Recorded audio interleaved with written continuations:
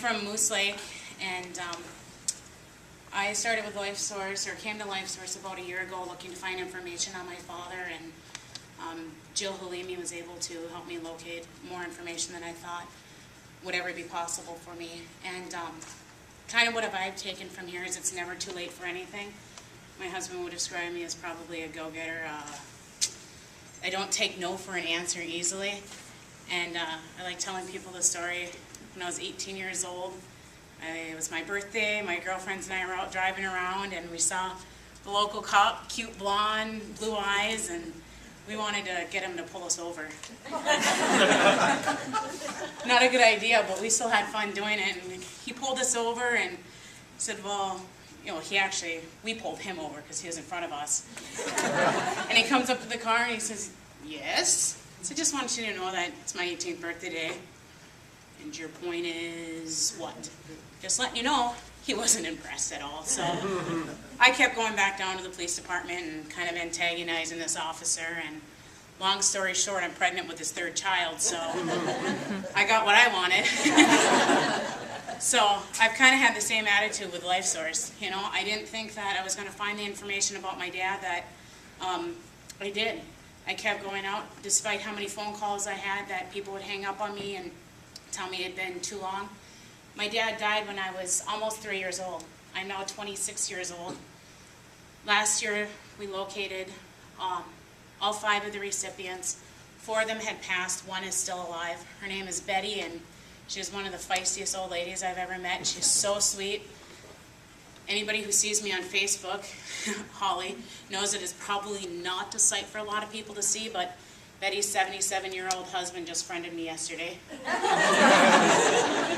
It should be interesting, so. But my dad was a lineman and he passed away on the job. It was poor communication, led him up a pole that was not off, and he made contact with the wire. He never again regained consciousness. My mom made the decision about 5-6 days after he was brought to the hospital that they're going to donate his organs. In doing so, she had no idea that it would bring me such peace so many years later, that I could go out, talk to people, get to know my dad on the level that I never was able to because I was so little when he was taken from me. Last summer, LifeSource called me, Jill called me and asked me if I wanted to go to California to the Rose Bowl to represent my father and LifeSource in Minnesota, and who would say no to that? The Johnsons, I don't know if you guys went the year before or in 2008 and talked with them about it, and they said it was just an amazing experience. I had no idea what to expect. I didn't know what it was going to be, who I'd meet. This is a florograph that we created of my father, of the photo I wear here. It's all natural materials. I couldn't tell you what it is on there. I think the top part is poppy seeds, but I'm not sure. And it's extremely fragile, but I wanted to bring it because this trip was so meaningful to me.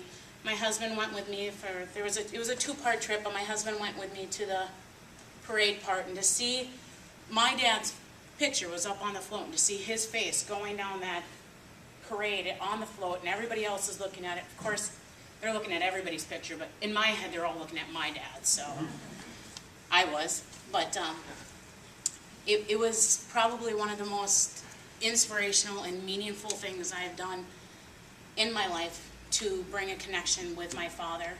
And even though it's been so many years, it was still possible. So that's what I have to say. And like I said, I just tuck and roll. So who's next?